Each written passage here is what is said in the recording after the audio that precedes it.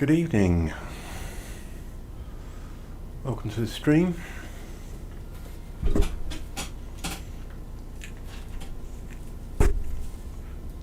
Sorry we started a little bit late, a little bit internet issues with the home computer in the other room, so I do apologise. But we are here.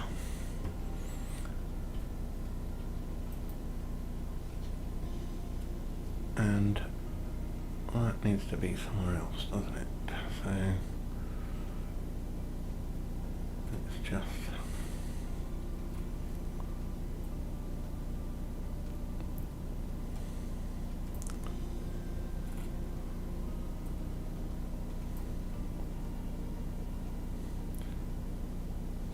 okay.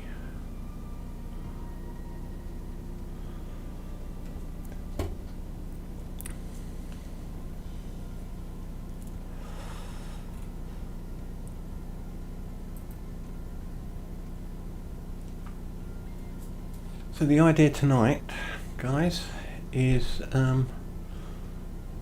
having a look at our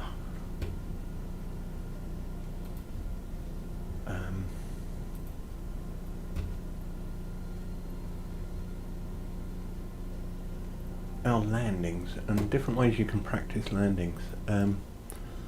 Obviously, if you're new to flight simming at all, then one of the most frustrating things for most of us, I think, is getting your landings right. It's relatively easy to take off in almost anything, but landings can be a bit of an issue, and it is different for every aircraft. The other way way a lot of people practice landings is that they will fly a circuit, which means you've got to take off, climb to 1,000 feet, go around the circuit, which is great practice, and that's what real life pilots do in real life. You know, you can't practice a landing without taking off, so to speak. So that's really good, and the tutorials in here are definitely worth having a look at. You know, I've had a go at a couple of them. So we've got the flight training down here on the left. Do go through them and keep going back to them. They're definitely worth a go. For instance, here you can see I've done basic handling, I've done takeoff. You know, I haven't done them all because I have had some previous experience. You know, but load them in and listen to the instructor, because it's good advice. The downside, and they did this in FSX as well, I found, was for instance, you'll try one lesson in one aircraft, and then the next lesson you think, I'll try that, and they give you a completely different aircraft that you're not familiar with. So that can be a little bit frustrating. Although, having said that, the basic handling all seem to be in the Cessna, which is great. Many pilots, from military to airline pilots to private pilots, did their basic training in a Cessna or a very similar sort of aircraft. They're very forgiving, great visibility because you've got the high wings. So it's definitely worth going through some of those, and they're only sort of a few minutes for each lesson, so you know, you could do an hour's practice and go through them all, sort of thing, just to build your confidence and get an idea. But obviously, ultimately, it's about what you want to fly and how you want to fly later on down the road. The other thing I would say to people is bear in mind that once you know the basic principles, it's like driving a car. You can get from one car into another, and although the knobs and switches may be in different places, you know basically how to control a car. And if you jumped out of a car into a van, again, you'd probably be able to drive it. some people would panic and say, oh, it's too big. But the principles of driving are the same whether you're driving a car, a van, a small truck or a big truck. You know, you still have a steering wheel, 3 pedals and a gear stick, and you know, so the basic controls of every aircraft are exactly the same. So to that end, once you learn in your Cessna, you know what you're looking at. Obviously the view out of the window of every aircraft is different, as is the view out of the window of every car. So once you've got those basic principles under your belt, you'll find it easier to progress onto different types of aircraft. And once you're familiar with the basic controls and the basic knobs and dials, you'll find them in every aircraft in one way, shape or form. So that's a really good place to start. So once you're confident in taking off, flying a circuit, going around, but you just need to brush up on your landings. A great way to do it, if you'll push for time, etc., rather than going through the whole rigmarole of setting up a flight plan or taking off from an airport and flying a circuit and then having to land and go round again, although that is great practice, I will say that. Do what they call bumps, they used to call them bumps, which is where you fly the circuit, land, take off again, land, fly the circuit, land, etc. But for to make it a little bit easier, we'll start off in a Cessna. Let's just take the 172 Cessna out for a ride. I don't fly light aircraft very often, so we'll take the default Cessna 172. Now for this, what I would suggest that you do is you turn off live players and you turn off live traffic and give yourself some custom weather. Don't, at this stage when you're learning, the weather makes a massive difference to your landings. A crosswind, a headwind, and you want some good visibility as well. So you know, rather than do it on live weather, let's do some custom weather and a custom time of day. So we can say take it back sort of midday sort of thing. So we've got some clear views. So what for these practices, you know, set your weather up, turn off all the live stuff, so it gives you some good conditions. You can practice in harsher conditions later on. You know, so that's a factor. You can add all the weather conditions you want later on, or just start flying in live weather. But for practice purposes, we'll just do it with some nice weather.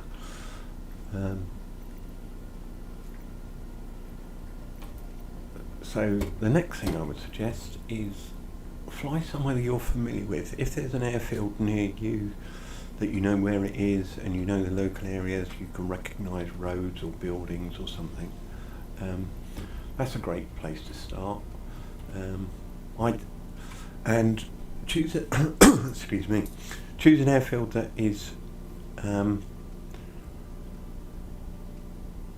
suitable for the type of aircraft you're flying. So I live near Exeter Airport in the southwest of England, right down here. It's not actually even shown on the map here. It is actually there. So, you know, but you can set your airport. So for the purpose of this, Exeter isn't a particularly big airport. It does get light aircraft going in and out of.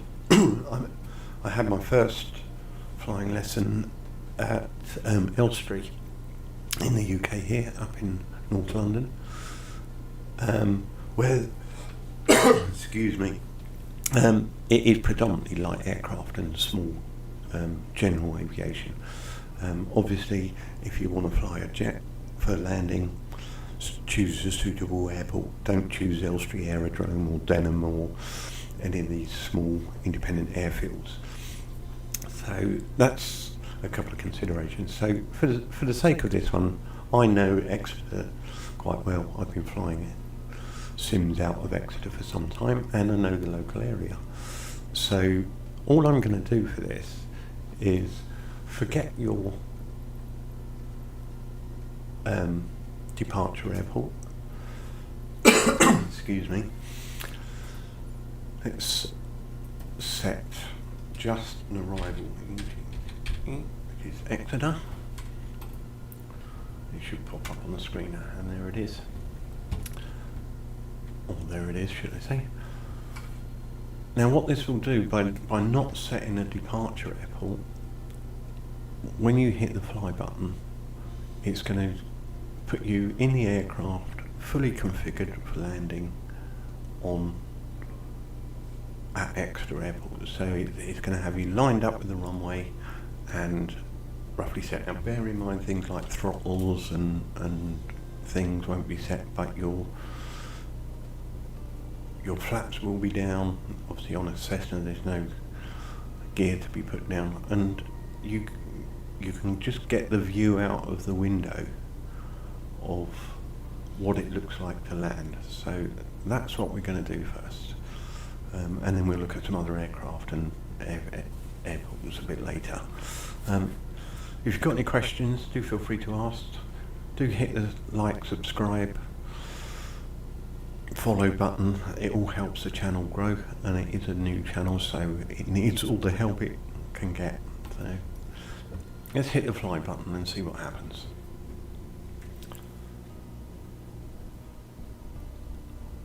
Now, of course, because we're going to spawn in midair, what it's worth doing is getting ready and just pause the aircraft. Just pause the flight as soon as you hit the fly now button. So, but it will give us a view, and we can work from there. The other good thing about doing it this way is, if you decide that you want to plan a flight to a particular airfield, so this is Exeter, coming into Exeter.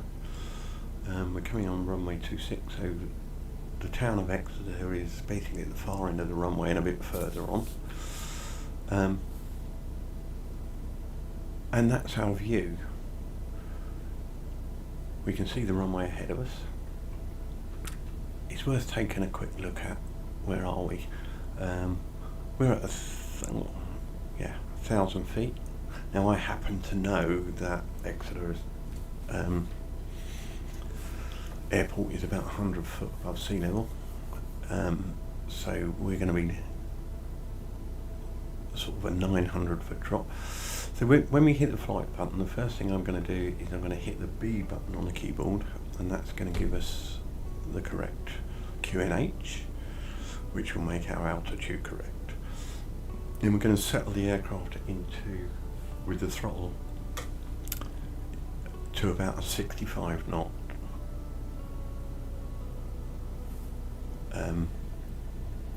airspeed, and aim for the runway and see what happens. So there we go. Our airspeed's going up a bit, so we'll just drop the airspeed back. Bring the nose up a little bit. Just going to get rid of that up there. And what I haven't done, as I said I would, is hit B.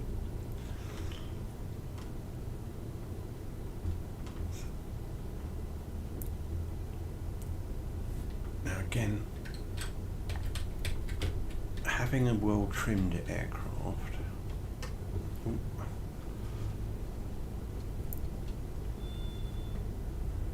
is also quite important, particularly in light aircraft, but really in all aircraft.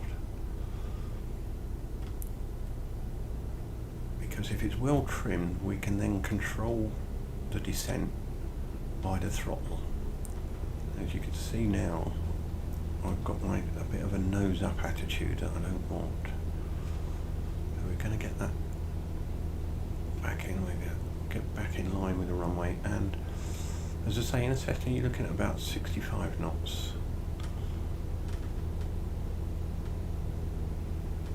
And we're a little bit high, a little bit low at the moment, so we're just going to hold that back there until we get the 2 red and the 2 white pappy lights there. There we go. And we can start to gradually just, and that's going to give us, now we're a little bit high, so just keep aiming with that and keeping that speed back around 65 knots. It's a bit of a balancing act about, it's nice not to do too much with your joystick or your yoke. It's kind of all about the throttle at this sort of stage. 65 knots is about where we are. We're still a little bit high, so we can just drop that throttle back a little bit. Still a little bit high. There we go, and that's the sort of approach we want. Just keeping the throttle a little bit low now.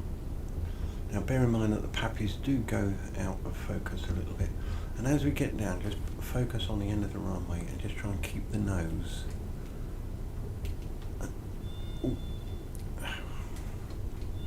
up. Just try and keep it off the ground.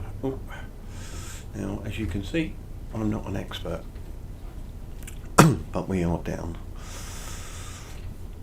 And part of that, I would say, is because I didn't trim the aircraft, and that is my fault, but it's also my fault because I don't have the key bindings for the trim wheel.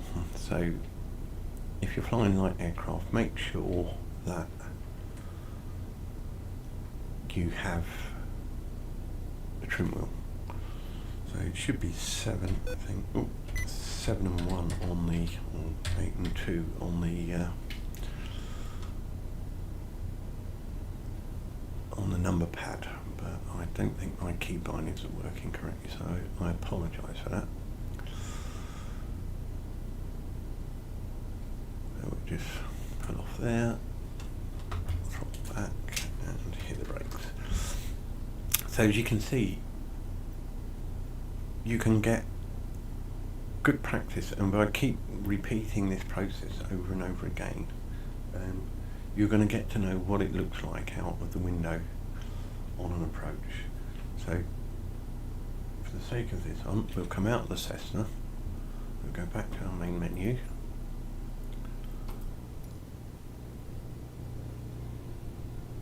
which will take a few minutes. And what I was saying before that flight began was that if you're doing a trip or flight from one airfield to a new airfield, and you're using live weather, etc., bear in mind that your planned route might change due to weather conditions. So you could have planned your flight to land at runway 26, etc., for, we'll say, Exeter Airport, but during your flight to Exeter Airport, the weather's changed and all of a sudden you're required to land on runway 08. So it's always nice to familiarise yourself with the surroundings. So for instance, if you decide that you want to do a flight from Gatwick to, I don't know, Malaga, prior to doing that flight, there's nothing to stop you jumping into whatever plane you're going to do the flight in and setting yourself up for a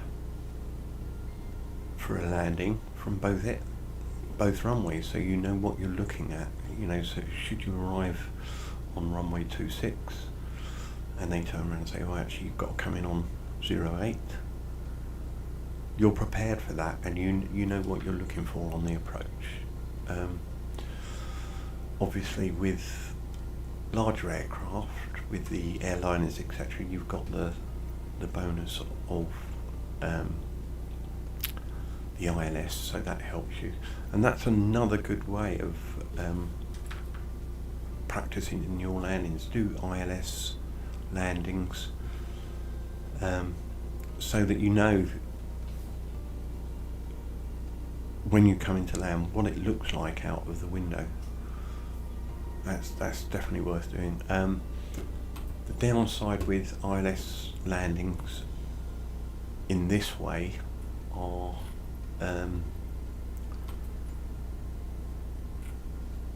that you do need to pause the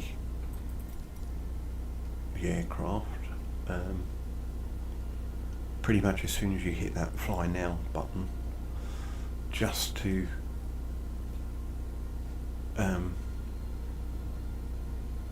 set up the ILS in the FMC, which, you know, takes a little bit of doing, but once you know how to do that, that's fine.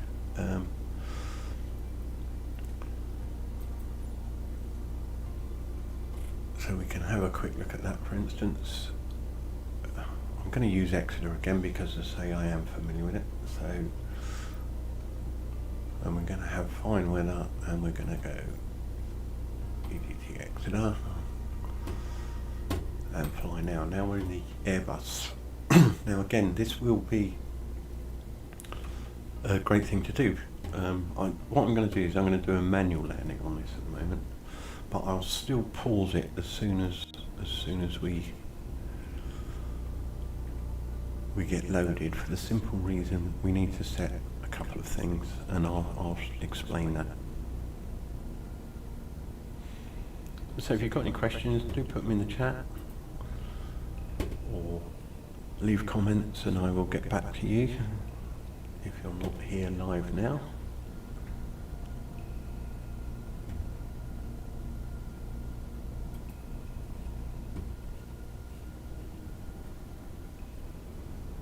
Okay, so as soon as I do the ready to fly here,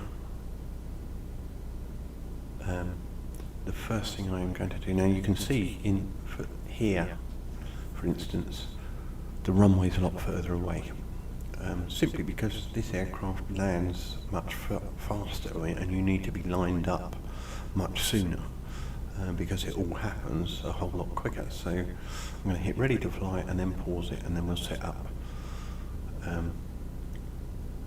our landing. So there we go, let's go up to here, active pause a minute. So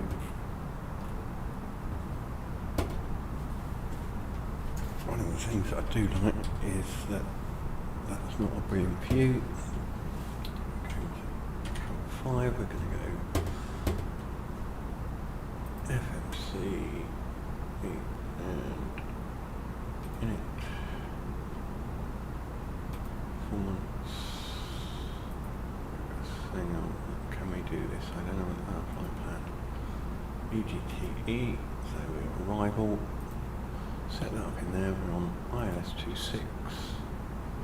We're going to insert that right now, and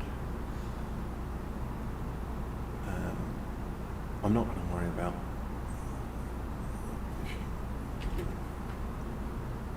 okay, so flight plan, and then we come up here.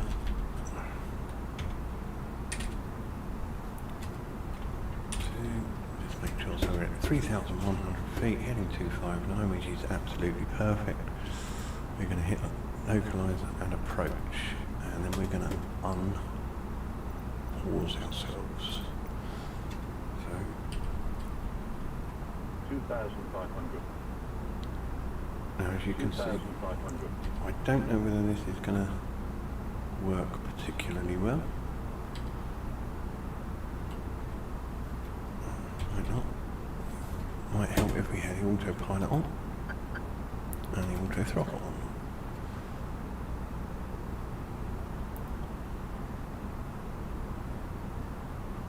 So this is now going to fly an approach into Exeter.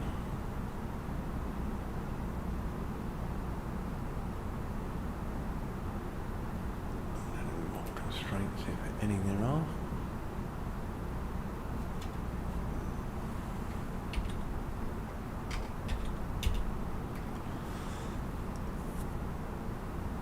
Now the other thing I didn't do is make sure that's actually there.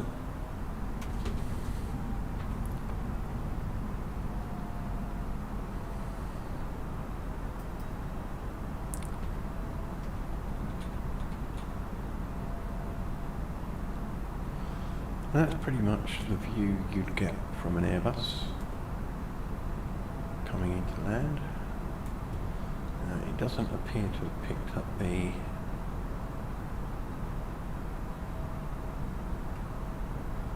landing system. That's pretty cool. There we go. So we're lined up at the runway. This is a great way to practice landings. I've got the approach on, so what will happen is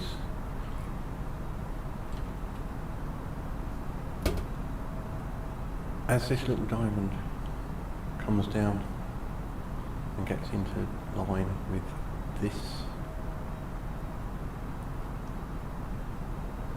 yellow line here, it should then start a descent. Now usually we're about 1,000 feet from 3 miles is about right normally, and that's about the same for any aircraft. So glide slope's captured. Let's go back to our other view. And a great way to practice something like this, and I do this regularly now in the Airbus. Get your view set up how you want it. See if anything. A little bit. That's probably more like it. Maybe a little bit that way. And we're now descending towards the runway. 1,000 miles, we're 3 miles out. Looks pretty good to me. Now what you can do, and what a lot of people do, even real life pilots will actually disconnect the autopilot at this point and manually fly it down to the runway. For terms of practice, I tend to leave it a little bit later.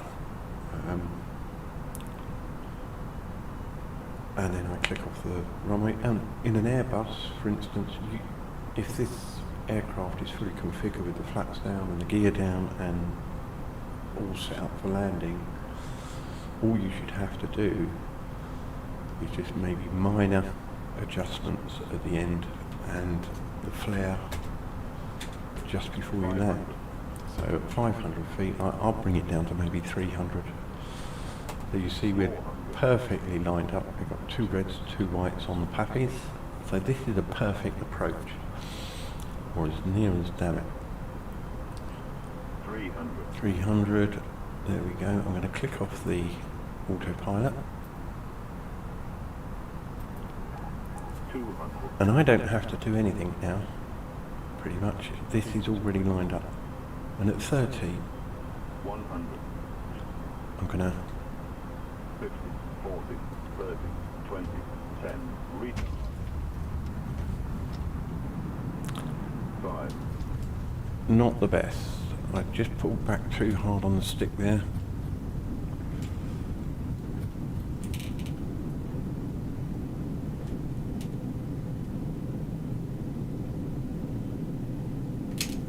But we're down.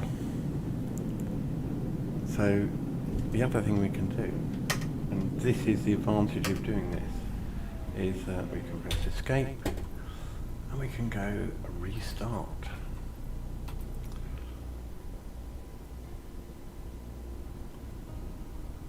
So we don't have to go through the whole rigmarole of setting that up again.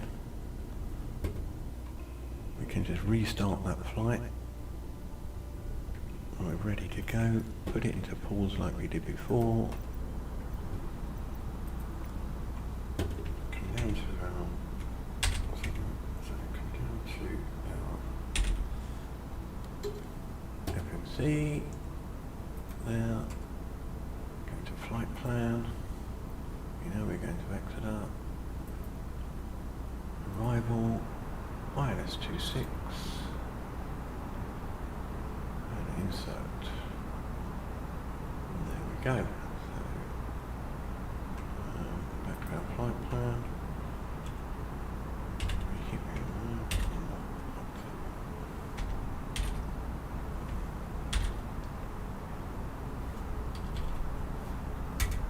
in and we should be ready to go. 2,500. Landing system on, localizer on,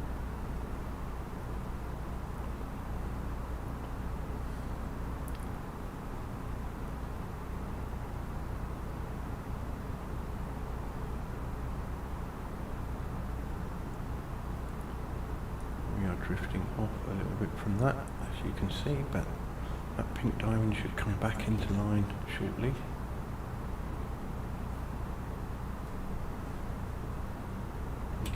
I think it's a bit more of a... I think that's about the view that you'd get as a captain, maybe a little bit higher. That's about that, I think.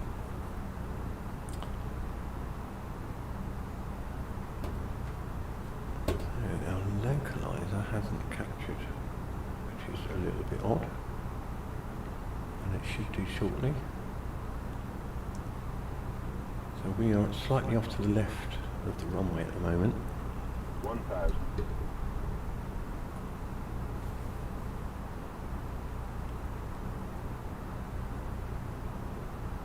And we haven't captured this very well at all. So what I'm going to do, and the reason being, we haven't got the auto throttle on, and what we didn't do, of course, was get our throttle to where we want it to there. So there we go. So straight away you can see 400. that this plane is, 300. and these are the kind of mistakes you will make.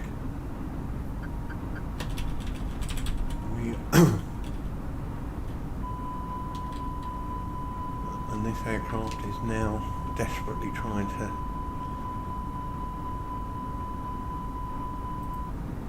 get on track. So, and it's managed to do it. Look at that. And that was a silly mistake by me, simply not putting the auto throttle and the autopilot on. And now we will put the approach on. I think we probably 2,500.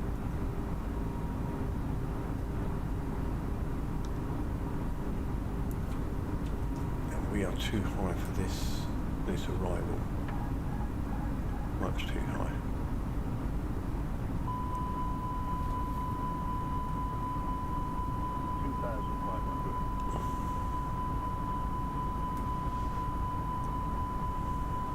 And these are the sorts of things that can go wrong. And if you've just done a long flight and you're counting on a good landing, having time to prepare them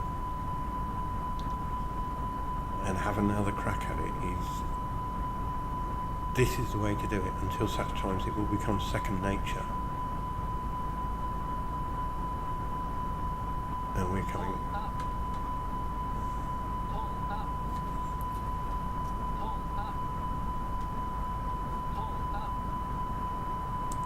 And how not to land an Airbus.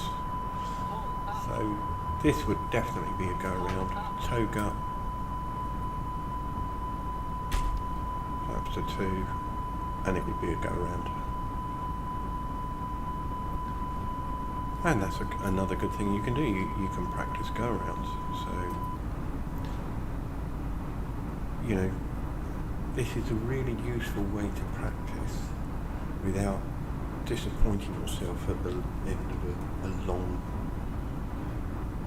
and weary flight. And so, we escape there. But as I say, the activities are great as well. They've got some landing challenges. Now, again, they give you an image of what you're supposed to do with these landing challenges. Like this, for instance.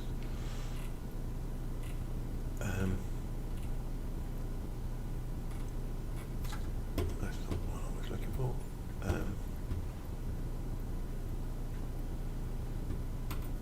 On some of these landing things here.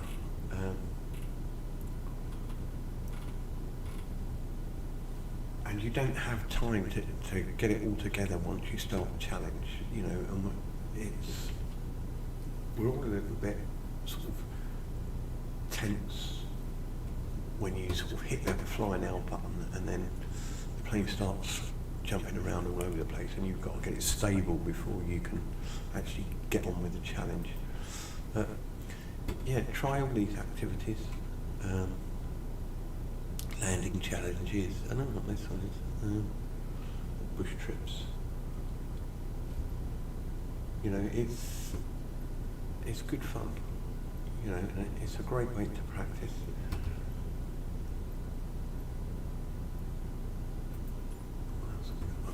You know, so that's the way I've been doing it. You know, pick your plane and start your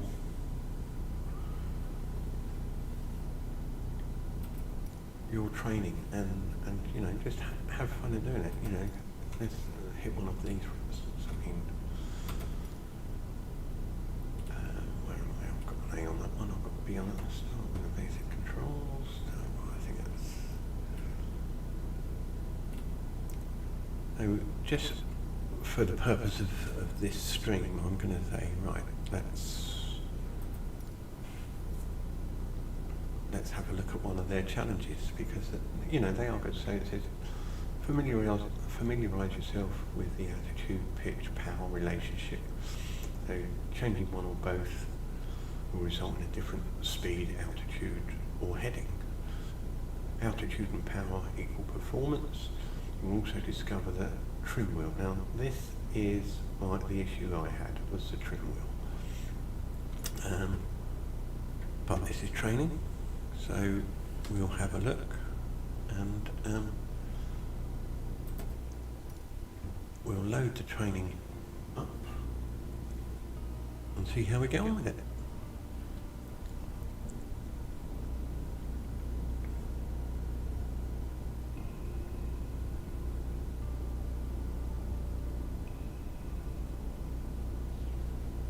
And say the more you do these training sessions, or setting yourself little things to do that you can do within the flight simulator, but more personalised to you, as it were. In this lesson, let's take a look at the relationship between attitudes and power settings. Attitude plus power equals performance. We are currently at 5,500 feet in a cruise attitude. The aircraft's nose is positioned under the horizon, and cruise power is at 2,300 RPM.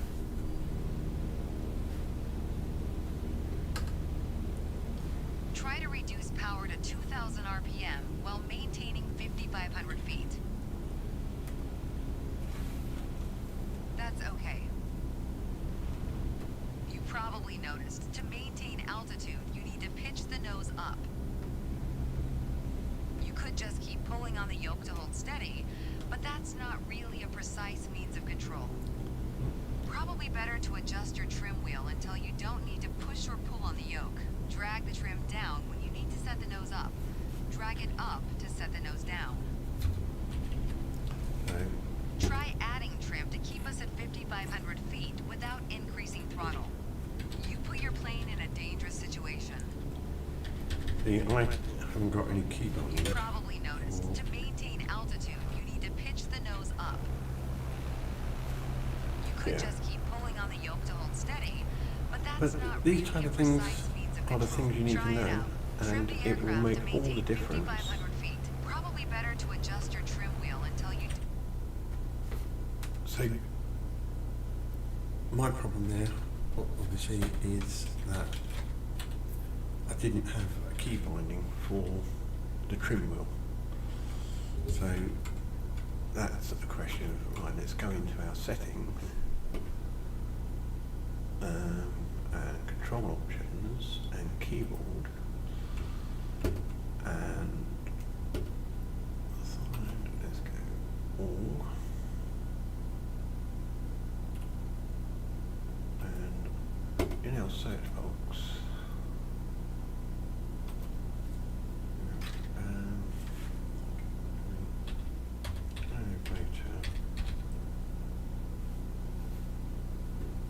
yes, see, according to this, it should be numpad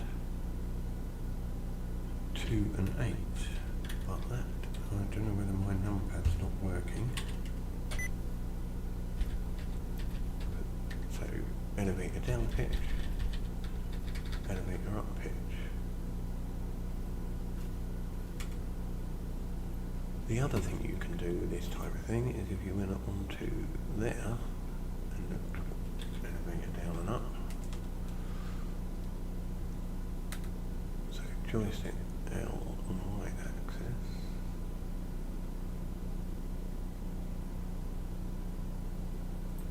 So clear current input.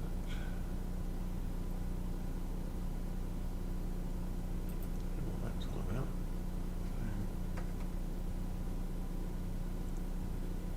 Okay. So I've validate that. So elevator down. So if we do that, we go start scanning. We should go plus. Yep. So, and we'll validate that. Now what we should have is our trim on this little slider on my throttle. So let's have another go. You will excuse me, I need to take a quick break.